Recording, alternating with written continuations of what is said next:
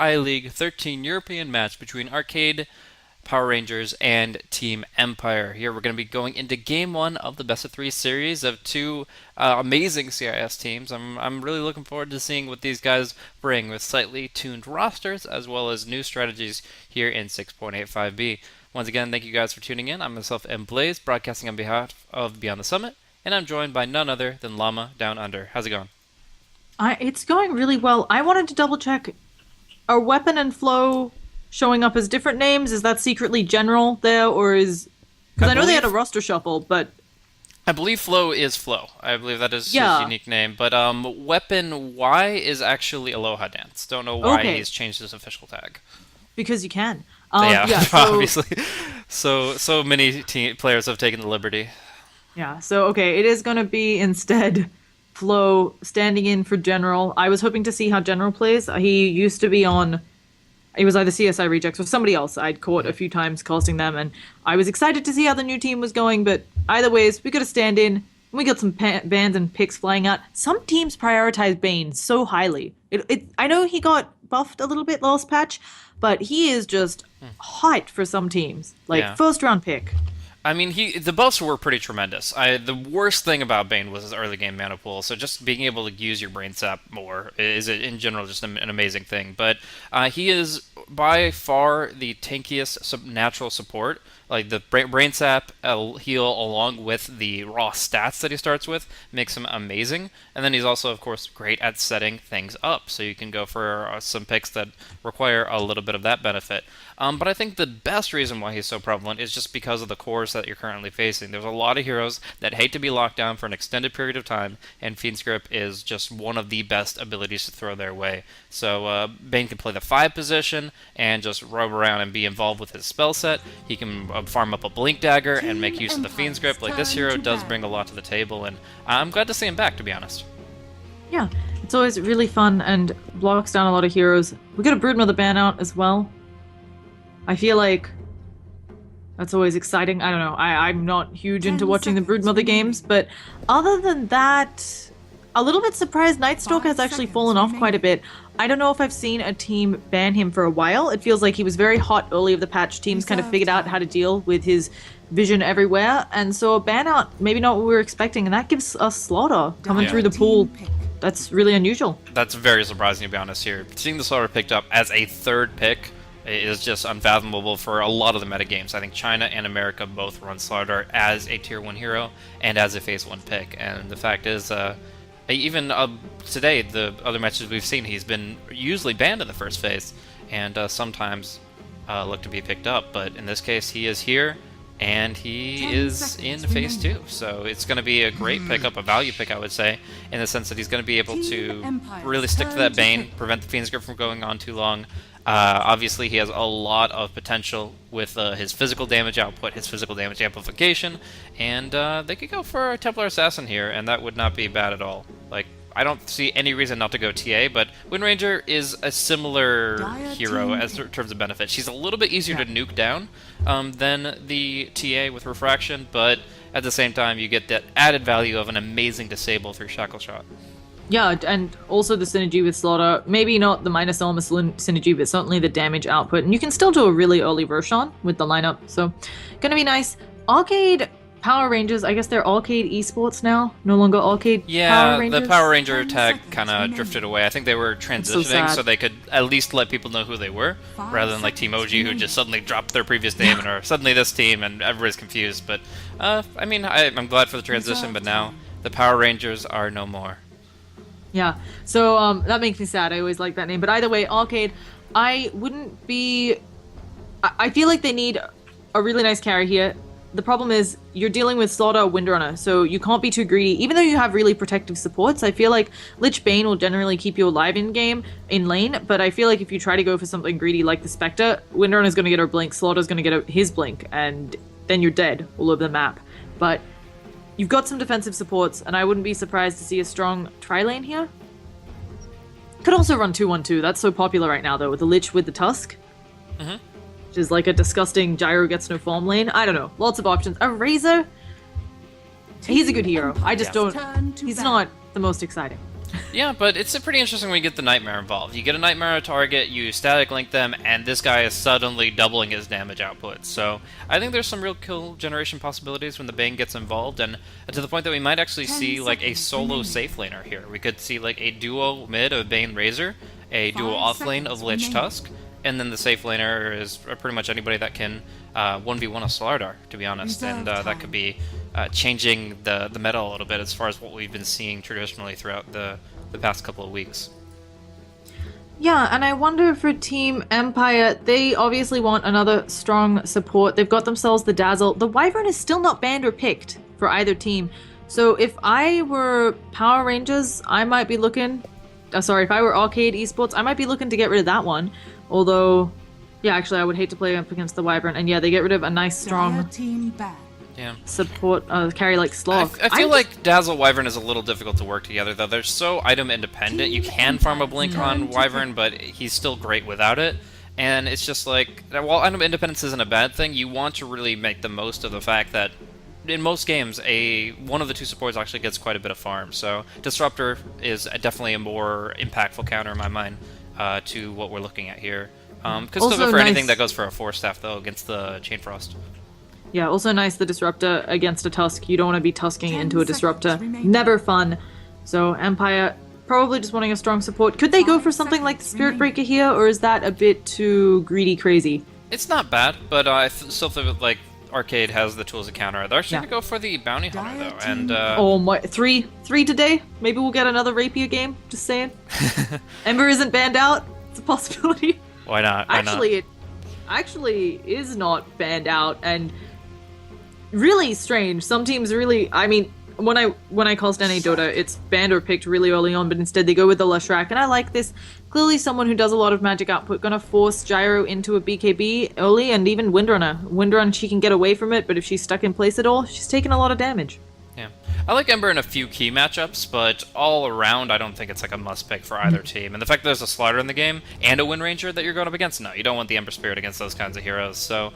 I think that it's smart just to go for something else that will work out in a more independent lane. Again, they have the Nightmare setup. Bane can go to one of two lanes and absolutely dominate just through one spell alone. Setting up Split Earth, setting up Static Links, makes it very, very difficult for Empire to really get their groove on when they're under fire wherever the Bane happens to roam.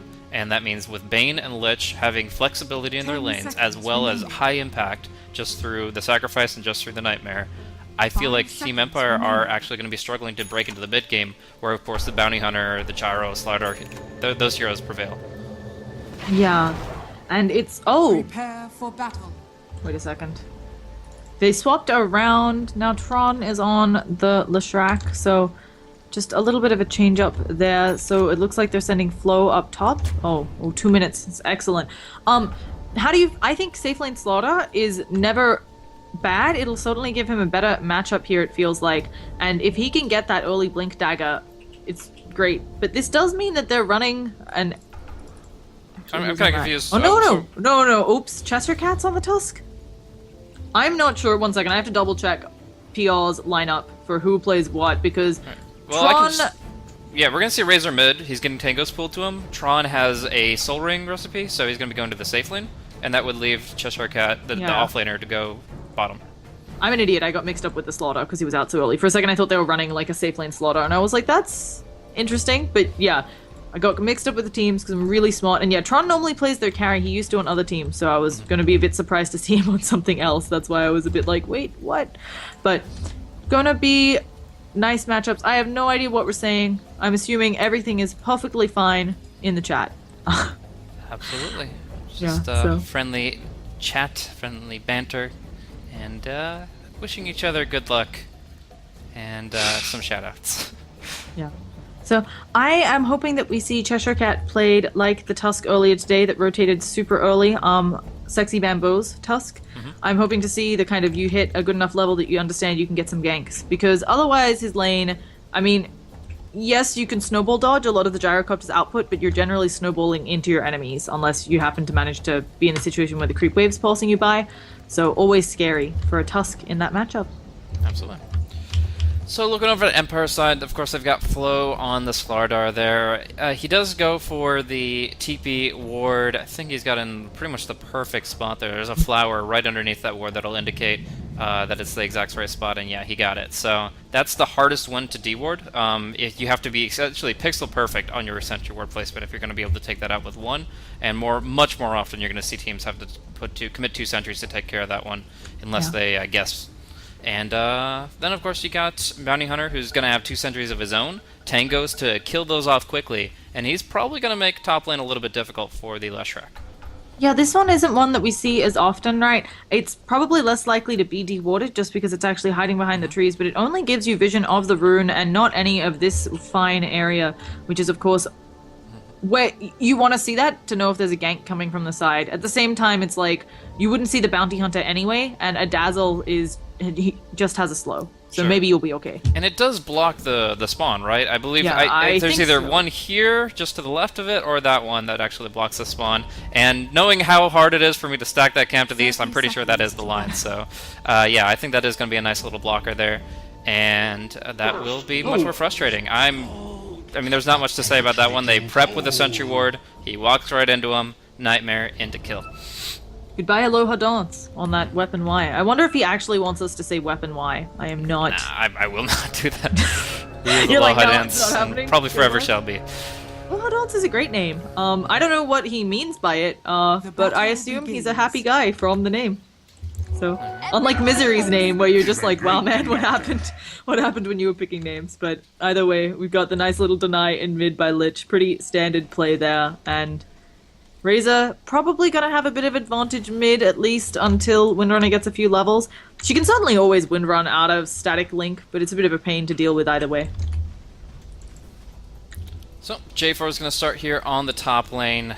580 HP, 4 armor, making sure that he stops the creep that was let through so that they can keep their creep equilibrium under control, even if they don't unlock this pull camp, and that'll make it a little bit more difficult for Slaughter to get involved. In fact, like, approaching the lane in general is probably pretty scary for him. Interesting position for Aloha Dance, though. Although he did end up feeding First Blood, he's very intentional about this courier snipe, and he's even going to be dropping an Observer Ward in the enemy base in order to accomplish that, so they don't see that. I don't think they... Yeah, he was in the perfect fog position. He's practiced this for sure. And so he's just going to be waiting for that to come out. In the meantime, stalking the jungle. It's gonna be a long wait, though. Barish started with a lot of regen and so on, so he's not exactly getting a false bottle. And we've even got Lich looks like Lich is probably just heading down bottom. No, kind of also keeping an eye out for it, so... pretty surprising. Yeah, I think Barash actually got an extra healing salve because of the First Blood. I'm not 100% sure on that, but if that's the case, then that's a reason for the Bounty Hunter to be missing out on a lot of experience elsewhere, so that's quite unfortunate. He's picked up on this a bit. He's kind of poking around. He's like, look, I want this. Why isn't it coming? At top, as you talked about, Slaughter having a hard time getting near the creep wave at all. And Tusk is having a lot better time, but now that the Dazzle's there, bringing some harass. Yeah. I mean, the courier snipe is really valuable, but it's probably not worth several minutes of your time. And right now he's probably spent a good minute and a half and an Observer Ward committed to this, so in the end he's just gonna slip away, see what he can do up top, and if he sees the courier coming out on the Obs Ward, he'll try to rush out as quick as can be. Yeah, it's really rough to say the value, especially with the changes to Bounty Hunter's track. We talked about it the last 2 Bounty Hunter games, but it feels like he can't just play around getting a little bit done on the map and then hitting 6. You have to get more done, just because your track isn't as valuable. So, I don't know whether he's trying to... Oh, okay. It's happening. Yes, it is, but he doesn't see it just Will yet. He should have enough damage. It's Oh, not in wait, it goes it's not in back? ward vision right yet. It's not. It's still moving around, still slipping. Oh, it wants shoes. Oh, getting the boots, but Lich looks like he's gonna just Yeah. man deliver it and make sure the because they know Bounty Hunter's been missing this whole time, and Bounty Hunter does not go missing for 3 minutes for no reason. So he's gonna actually manually deliver everything. No, And- wait, he got his own boots. Uh-oh. And then they saw the Bounty Hunter, I think, in the vision, so he's also going to deliver the bottle. Okay. Yeah, okay. Whiff. We're gonna see up top, top here, Slaughter eat the damage from that Ooh. Split Earth, and then he's just gonna be lightning and right click down, healing salve not enough to actually bring him back up, so a nice little combo there. Yeah, really nice job there, catching him out again. It is a harder thing, I think, for Slaughter to offlane just because he doesn't have an easy tool like the Ice Shards that Cheshire Cat has, which can cut somebody off. And Cheshire Cat also now does have a ward in bottom, so no sneaking up on him. I think Arcade doing a really good job here. They're kind of winning most of their lanes. The mid matchup, yeah, they're winning that one too. So while Tusk is maybe having a bit of trouble down bottom, he's already level 3. He's going to hit level 4 probably with this creep wave. Going into the mid game, okay, gonna be in an advantage unless something magical happens for Empire.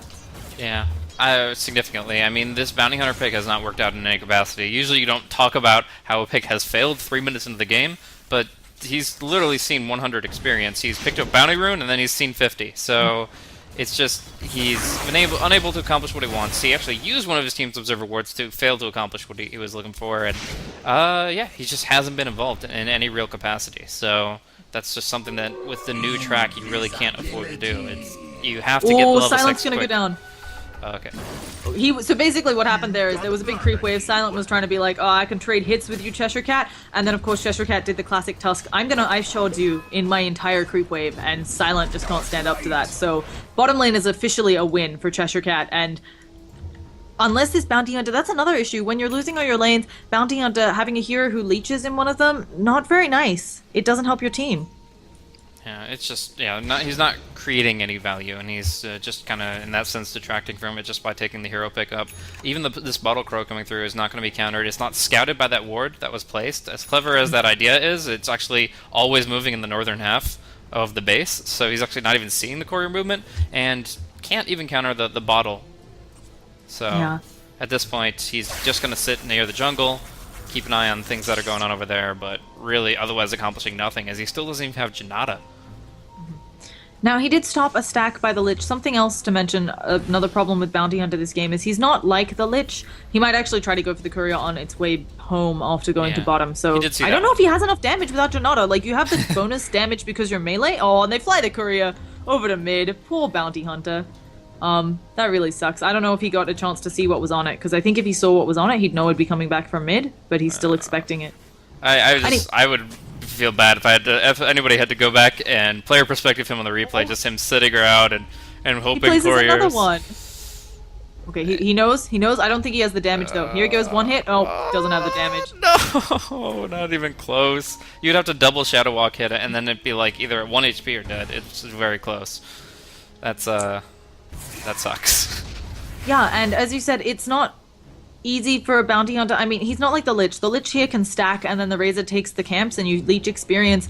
The Bounty Hunter, I guess, could have been stacking and maybe sapping some experience, but Gyrocopter's greedy. I guess the Bounty Hunter can fall back on that. But yeah, he's probably not going to be level 6 until 12 minutes into this game, unless he's involved magically in some big team fights. So already this game looking super hard for Empire. Yeah, I mean, I wish I could talk about more, but literally this game has been Bounty Hunter versus Courier, and so far the Courier has been winning. That's round 3 there, and still he prevails. At this point, the Bounty Hunter really just has to sit next to a team fight that happens, contributing almost nothing to it, and get experience that way. I really can't see much else. Okay, what can you do here though, right? Maybe you leech something on the Gyrocopter, you hope that Tusk makes a mistake, or do you try to make something happen up top, maybe both you and the Dazzle? Although Dazzle not the best of ganking heroes, like, there has to be a good way to salvage this, I feel. And they just have to figure it out. Maybe it's smoke rotations, as you said, maybe it's just committing 5 men to maybe kill 2. Oh, that's so bad. Silent just TP'd up to do this surprise that you're trying to like set up a thing where it's like, okay, well, let's do this and this and this. Well, what they want to do is surprise. We rotate a face boost Gyrocopter to get a kill with call down. Call down, crush. Suddenly you get kills. Suddenly Bounty Hunter's level 4. But he puts down the Sentry Ward, and although the Observer Ward is in the radius, it's not in line of sight. So the Gyrocopter's rotation is completely scouted out, and Arcade are going to be perfectly fine under tower. In fact, Aloha Dance caught inside the Nightmare, and his friends are nowhere to be found. It's going to be another death of the Bounty Hunter. Yeah, this is really, really rough. I think now what you do just to salvage this, you just stack. You stack up absolutely everything you can. You say, look, I'm banking it all on the gyro. I'm going to be level, like, 6 at 15 minutes in, maybe, if we're lucky. So I'm just going to stack the crap out of the jungle. You are now just a dedicated stacker. Stack the Ancients, stack the jungle, stack whatever you can find. And that's kind of your only hope. They're actually looking for enemy stacks and not going to find anything. This rotation, they might be able to catch out Cheshire Cat here.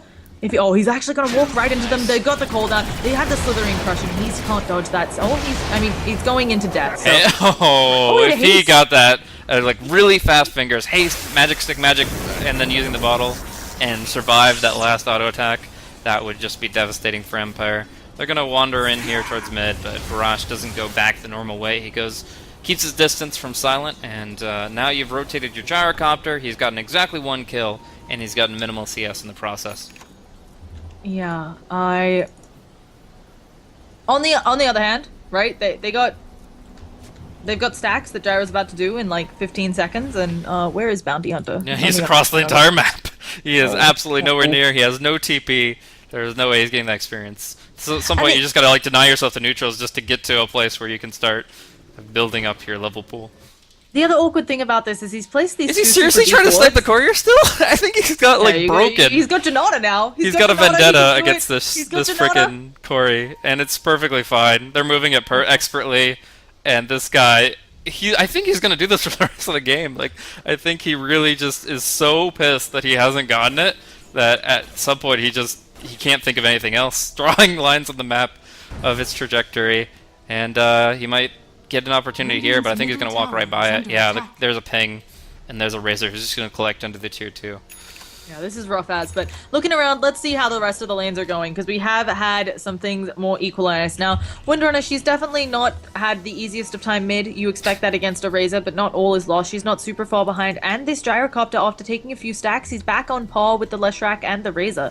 So he, as an early aggressive under Sentry Ward, another death of the Bounty Hunter. Just Walrus punch in the air. Silent looking for the return kill. Ice Armor, actually not going to be enough thanks to the Flat Cannon targeting an alternative target. So now we have Bane, Silent, gonna set up the static link, but it is going to be a broken thanks to Dazzle's assistance. But still no fear, doesn't really have much durability, doesn't have a TP scroll, so the Grave is not going to be saving his life. It will just merely delay the death. Shadow Wave, gonna be doing a nice little heal bomb, but no, only 1 instance of damage connecting, and Barash will walk away healthy. Still, they saved, yeah, they lost Bounty Hunter, yes, they lost Dazzle. They saved, the Gyrocopter, who got himself another kill and is going to keep working towards that. I think this is a perfect game for him doing what we saw last game. Maybe Assange and then maybe straight BKB, and in mid, Windrunner, she's working on the tower, isn't worried at all about physical damage. She needs to leave. Ice shots hit, stat hits, she's dead. She's going to take a couple more auto attacks, tries to go for the shackle. It actually latches, but isn't enough right here, so not the best. Either way, I still think this game, Empire's a bit in the hole. It's not over, right? They're very far behind on experience, but a lot of that being, of course, Lich and Bounty Hunter. And now Bounty Hunter's chillaxing in bottom. He's level 3, which is fantastic for him. Comeback is always real, but it is looking pretty nasty right now. 5,000 experience at 11 minutes. I actually haven't seen that big of an experience deficit in a long time. Just the levels on the Slardar and the Bounty Hunter together are just really weak, and it's because if they go anywhere involved, then they die. Yeah, it's not uncommon to see this against a Lich lineup. A deficit, not nearly that big as you mentioned, but also the Bounty Hunter, of course, getting nothing, really harming their team lineup. So, bit unfortunate. We do have more stacks coming out for Empire, though, and the Radiant, they're clearing... Sorry, and Arcade, they're clearing theirs now? Barash actually pops Eye of the Storm to do this, so... Maybe they can make something happen knowing that's down, but, well, they do know it's down because they have this ward. That's the other thing I was going to comment on. The other problem, I think, with Bounty Hunter doing what he's been doing, these really deep wards aren't great at their state in the game. Yes, you can argue this one sees the stacks and so on, but I don't think they're in a great position to go attack. Yeah, if you're against, like, an Alchemist or something like that, I'd say, actually, that ward still just is valuable in of itself, but the fact is, you've got your level 3 Bounty Hunter against this level 6 Bane. You've used wards very deep, you've caught nothing, and there you go, Aloha Dance goes again. If you watch the minimap, this game is actually hilarious. Every time the courier would like walk past a ward, Resolution in trouble, gets comboed up, good nukes and the DD. But every time the courier would just walk past the wards that he's placed, he pings it, like, longingly. Yeah. He's so sad. Happens to the best of us, you know. Dota, sometimes you get slightly fixated. Now, Silent has gone Yasha first, probably going to work on that Sange next, and it is something where the Gyrocopter, a hero who's very ready to fight very early on, so perhaps Empire can salvage this with a big team fight. We saw what Cooldown did earlier. I mean, it's not the best of ultimates, but it's, you know, it fits with the rest of what Gyro has, and maybe they can make something happen. Bane also placing a super deep ward, and I don't think Empire has any idea about this one. Nope, and it Or the actually just gank. got out the Bounty Hunter Invis, so they tried to dust him blindly, barely missing. They thought he'd be under tower, which makes sense, but he actually ran up here and then doubled back. So that actually saves his life, but it's just... They're going to go ahead, edict the tower down. There's going to be a call down trying to turn this back around. There's going to be a beautiful Chain Frost, though, and only a few creeps to tank it up. Immediate Fiend's Grip cancel as the target dies. Slardar falls, and Silent will be barely alive for a moment. And it looks like he will just stay alive. Oh no, Barrage coming in from the side, getting the Plasma Field, and making it a 4-for-1, as well as a tower. I thought that was going to go so well for them, being 5 against 3, but as you said, that Lich ultimate, it got mad bounces, and they didn't separate for it. I think they thought the Shallow Grave would be enough, but it kept bouncing. And again, it's this Observer Ward. Like, they not only saw Bounty Hunter with it, the kind of ward that you place right here, as well as right here, is going to give you perfect intel into the Radiant side defending their Tier 1 top. That happens a lot, and in this case, it's just at the perfect time where they're able to respond with everything and to dominate. Yeah, this hasn't exactly been like the other games we saw today. I don't want to say it's over or anything, but it's going really poorly for Empire. I think we've hopped on that enough to get back into it. Is it just smokes? Is it just hoping and praying that Slardar gets a Blink Dagger from nowhere? I think the Blink Dagger is a huge aspect of this. Oh, we got a snowball in onto Flow Walrus Punch as well. Will he be able to... Nope. That's split off in his face. So not able to get out there, and another kill going the way. They're going to... They get a Shackle here onto Barrage, but Bounty Hunter's not doing damage. And he doesn't even have Invis. Oh, it's ticking down, but either way, the Brain Sap will finish it off. Like, as much as I wanted to talk optimistically about what they can do, I honestly think they're going to call GG in like 60 seconds. So it's difficult. They played. We saw some really great games go the distance, and some teams that didn't seem like they had that much of a shot stick it out for a very long time. But Empire need nearly a miracle to bring themselves back into this one. Yeah, it does feel like the Bounty Hunter strat, it was kind of all in on the Courier, and it not going their way. They just didn't have a way to transfer him to making a lot happen. Now, the rubber band effect is real, and with track, you can amplify that. Of course, Bounty Hunter needs another level and a half to get there, so Leeching Maid no longer safe. Oh, nice Shackle, but Big Gnome doesn't really care, so he's gonna just wander away. He doesn't even lose his Tranquil Boots. Like, they stay on, he's gonna be full HP, and he's delivering out a mechanism right now. Just the recipe is all he needs. We've got also really good ward vision coming out of Arcade, because, I mean, it's the common thing that happens. You're ahead, your supports are able to afford sentries and so on, and they've been getting a really good job, or doing a really good job of de-warding Empire at every turn, so also a bit rough. For the lineup of Empire, though, I think the Bounty Hunter eventually will be wanting a mechanism. Windrunner, she's not super close yet, but she can eventually work on a Aghanims. Yeah, she just picked up the point booster. So they're getting there. If Flo can find space for, I think he needs like another 4 waves to get the blink, I think they can maybe start making some single pickoffs happen. Because they have single target damage right now. Like, they could definitely kill one isolated person on Empire. So I'm trying to be the positive. You can be negative. I'll try to like.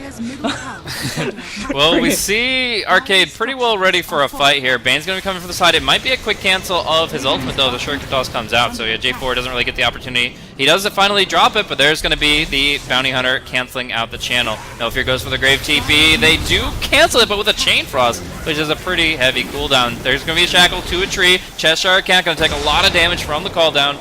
And the mechanism is not available yet, so they might be able to get this one kill. The Nightmare will cancel Slardar's aggression, and now actually they still keep Cheshire Cat alive with 10 HP. He's gonna bottle up a little bit. They have vision on him, but snowballing forward. This is dangerous. One crush, but no, the Walrus Punch comes first. Cheshire Cat dropping him down, and another Nightmare setting up a potential follow-up kill. Split Earth and the Static Link is gonna be just giving the Bane an unstoppable streak here at 17.5 minutes. And they're just so frustrated at this point. I'm not just worried about how they get into this game. I'm worried how they get back into this best of 3. What if what just happened in game 1 have the ramifications of for game 2? Like, how do you actually shake this off and go into game 2 with a clear mind? I am not sure, and the part that I think is super funny is this Empire, this team that we're seeing right now. I don't know if did they have a different, no, they used this exact lineup. They just beat OG, right? Yeah, exactly. Am I like on crazy? No, so what probably happened is those games are so intense, they're tired, right? because they just played a big set. It was really hard, and they're probably having a rough day. So let's just put it at that.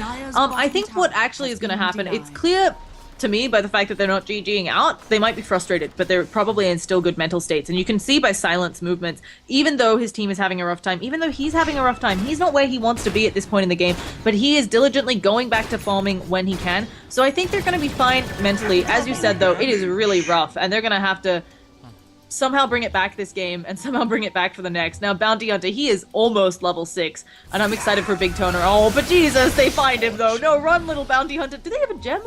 They probably will Oh, no. soon. They don't already yet, but I would not be surprised to see a Gem of Crusade come out and just crush the spirits of this Bounty Hunter. He is going to find level 6 with this creep wave, so he may be able to get some Drac Gold flowing towards him now, but...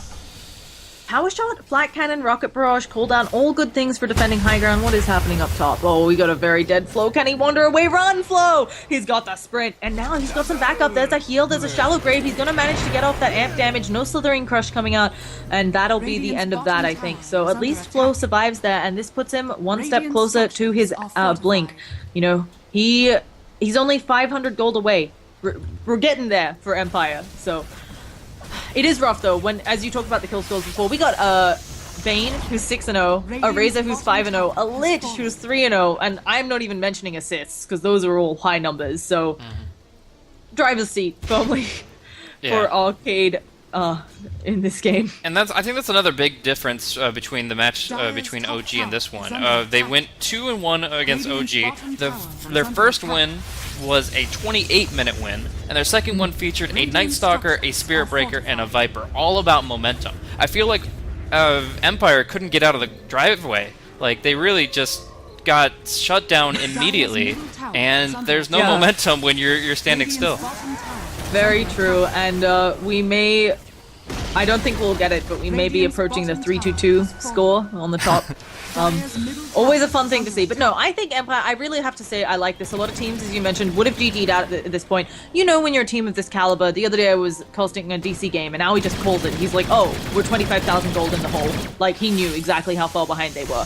And I'm sure Empire, as an experienced team who watches their replays, they know they're far behind, but clearly Silent either thinks that they can give it a go, or they're feeling mentally prepared, and we've got an engagement. Are they going to get... Oh, no, that's just a very dead Flow going down. Taking a while, though, was he... Shucks, that put him further away from his Blink Dagger. He was very close to it right there, and he lost quite a bit of gold, so... True. And now they got the wards all over. Dire have just taken control of the Radiant jungle. In fact, it's safer to farm the Dire jungle, as Silent is demonstrating for us. This is actually the safest place for him to be, despite what you would think. He'll just go ahead, clear out one full creep wave, and that will be enough, TPing away. Yeah. So, I also think another thing to mention about this game, and perhaps why Empire is having a rough time, I would imagine that Arcade and Empire, just both being from the CIS region, are very frequent scrim partners. So it could be that Arcade just kind of were expecting this type of thing.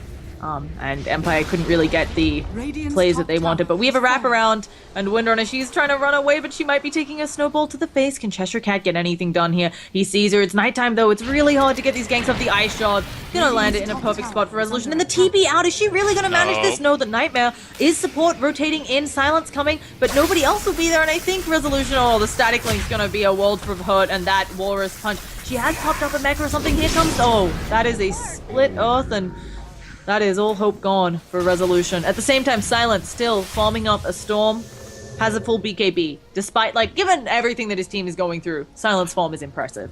Aloha Dance. Could he get it? It's hasting out. It's gonna be haste on cooldown. Aloha Dance versus the Flying Courier. Going underneath the tier 2. He wants his vengeance closing in the Janata. Oh, no! In the mid lane, there's a tier 2 being pushed in, but I want to see Aloha Dance kill this Courier. If there's one thing that could raise their spirits, it's him waiting here for Courier to come back and him to punch it right in its little donkey face. Here comes Lich. He's gonna go for it. He gets one. He get two. We've done it. We've done it. Empire have won in our hearts, right? That's just called GG now, Arcade. Yeah. They've done it. Okay. Also, this Lich is so rich, he's going Atos first item. Atos is not a bad item in this game because it slows down people. There's a lot of people here who kind of just try to run away from you, and Razor as a hero wants to be able to catch up to them and, of course, do damage output. Same as Leshrac. kind of weird though against a Sprinter and the Windrunner with Windrun. Or do you like the Atos? You a big Atos fan? I like Atos situationally, but I don't feel it fits Wind Ranger very particularly. There are a few heroes, like, I really like it if a Lich is doing really well in a game to go for Atos. Yeah, which is what he's doing. Yeah, and so, like, you get the Chain Frost, you follow up the Atos, and it makes it much more difficult to get away, even if you're sprinting. Like, it's much more likely to get extra bounces just using that precisely on the target that's trying to leave the pack. And then it'll, like, essentially what often happens with Chain Frost is, like, let's say there's 4 people under its fire, 3 of them will go one way, the one that it's chasing will go the other, and it'll break. But if you slow that one down and it goes back to the pack of 3, suddenly you're doing a lot of damage. So it's just those small timing periods where you can get that extra slow, get that extra bounce. Now we have a smoke into an Aegis, but they should be able to see that he just used this. They have the ward vision. They should be able to get a Slithering Crush. Easy Shackle as well. And Eye of the Storm thankfully hitting on creeps. They got themselves a huge kill. Oh, but here comes the Lich ulti. And now Tron, he's coming in. He has got a lot of damage, but he misses the Split Earth. They've got the cooldown. Nobody's going to get hit. Tron actually gets hit by a little bit. Another Slithering Crush. Are they toning this around? Empire have burned the Aegis. Can they get a secondary kill? I think they need to leave. No fear. Healing them up. And Shackle, it doesn't latch, but now here comes the Walrus, man. He's going to be in there. Walrus punch up. He actually doesn't manage to kill off Silent. There's a shallow grave. He's outputting a lot of damage. I think he's dead anyway, but they kept him alive for quite a while. And I have to say, even though they're going to lose 3, still a win for Empire. Win for Empire, but a loss for the chat. Because we thread the needle with 4 to 21, and we didn't get either dream. We didn't. We missed both of the dreams, you're right. But when we look at this net worth graph, actually coming out on top, even though only one hero gave them a bounty since the other had an Aegis. Well done, Empire. You have used the rubber band effect. You're only 15,000 net worth in the hole. I believe we're going to see a comeback. Calling it now. Eating my words in like 5 minutes when the base is gone, but calling it now. Ambitious sentiment. I mean, we do have a mechanism on Bounty Hunter. I wouldn't believe it if I wasn't seeing it from my own 2 eyes, but there is a mechanism complete here, and that is a key to sticking around in the fights and having a shot at this one. If they keep breaking Chain Frost well effectively enough, luckily it didn't bounce to the Ancients where it would just keep on bouncing to whoever is nearby. But yeah, if they are able to spread out a little bit, get some really good call downs, Silent is rapidly approaching level 16, and they still have some good teamfight on their hands. Yep. Lich, I think, just finished his Rod of 8. I swear he had another... He does. Staff? Is it on the courier or something? There's one on the courier, yeah. Okay, I swear he had one on him. Maybe he just moved stuff around for wards or something. Or I'm crazy. I thought Lich, I thought he had 2 components. So, happens though. Sometimes we see things and we're crazy. Now, Aegis has quite a while on it still, which is really good for Empire. I don't think they could live here if there was an Aegis siege coming up their high ground. But looks like Arcade getting ready for a normal siege, and they certainly have the damage output with lots of these points in Diabolic Edict. Indeed. So they're going to be looking to push through, but obviously this Aegis is going to be uninvolved for now, so they might think about just holding off the next row cycle. Oh boy.